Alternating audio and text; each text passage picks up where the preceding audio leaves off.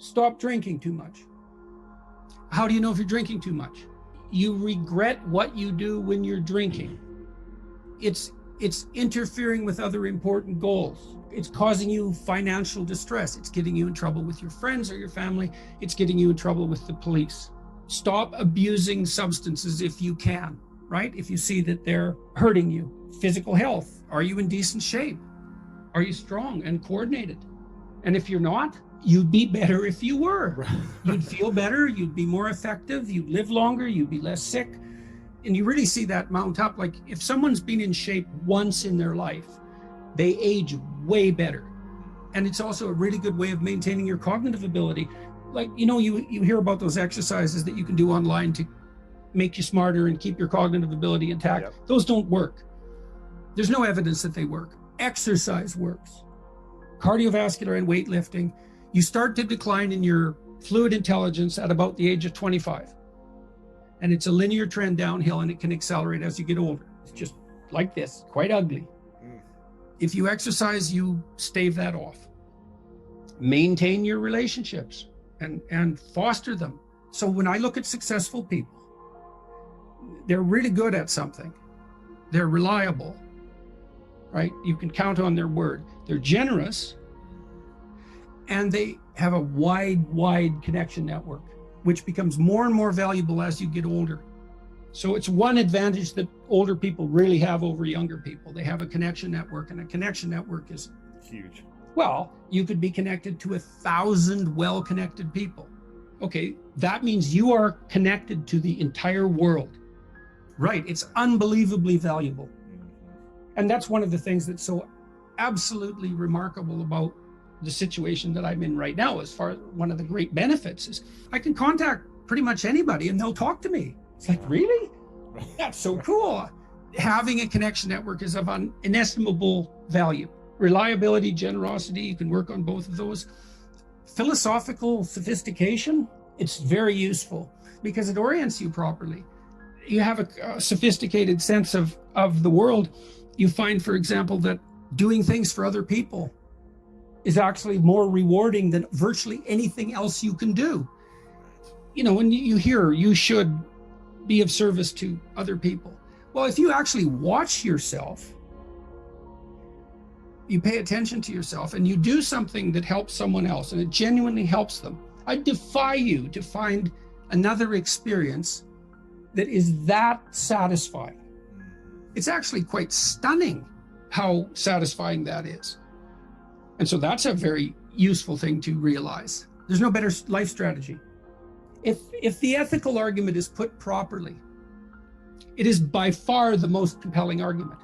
It's like, if you want to have everything you could possibly want and more, then be a good person. The better a person you are, the more likely that is to happen. That doesn't mean that you're completely protected against getting cut off at the knees, but there's no better strategy.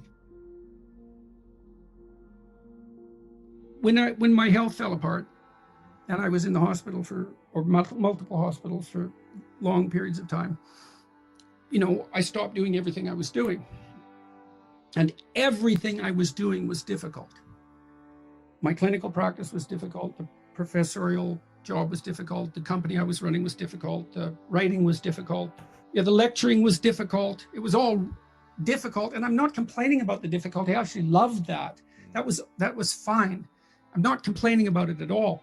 But because it was difficult, I have to be in really good shape to do it. And so then I wasn't in really good shape.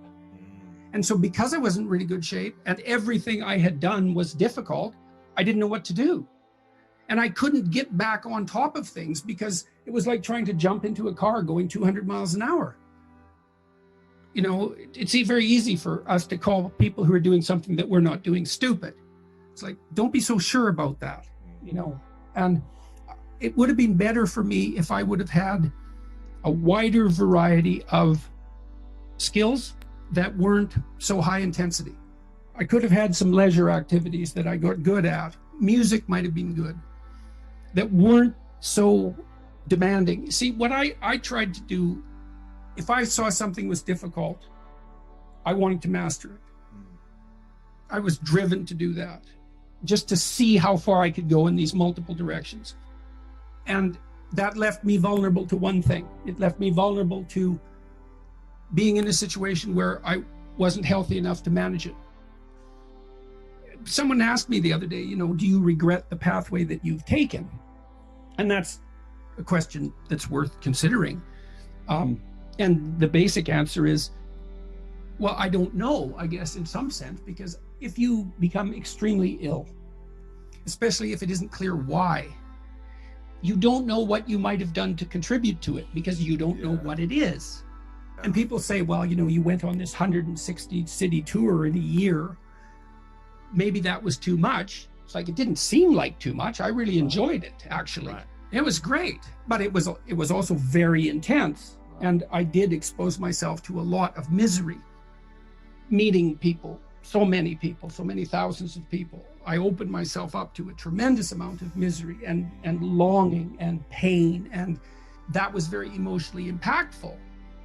But I can't say with certainty that what the consequence of that was. I mean, I'd worked as a clinical psychologist for decades, and I had to deal with people who were in trouble all the time. And that was actually an extraordinarily positive enterprise, because although I was dealing with very serious issues and people were in trouble, they were on a good path and getting better, and we were collaborating in that. So it was a lovely enterprise. I loved it. It. In deep conversations, meaningful conversations devoted to making things better. It was great. I've been opening up my day to work more and more.